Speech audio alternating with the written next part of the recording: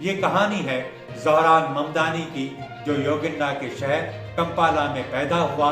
7 سال کا ہوا تو اس کا خاندان نیو یارک میں آباد ہو گیا۔ یہ وہ شہر ہے جہاں خواب بھی مہنگے ہیں۔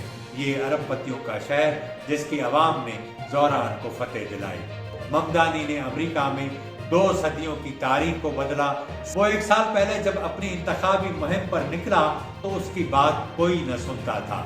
وہ گلی گلی گیا، سڑکوں پر گھوما، شہر کا ایک ایک دروازہ کھٹکھٹایا۔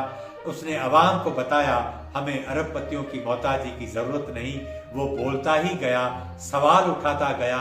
اپنے شہریوں کے ضمیر کو جھنجھوڑنے کے لیے وہ مسلسل بولتا رہا۔ عوام نے جب اسے سننا شروع کیا تو نیو یارک میں فتویٰ فروشوں نے ارب پتیوں سے ڈالر لیے۔ ٹرمپ نے بھی آواز میں آواز ملائی، لیکن عام آدمی کے آگے کون ٹھہر سکتا ہے؟ وہ جیت گیا۔ اس نے کہا، یہ شہر اب نئی داستان لکھے گا۔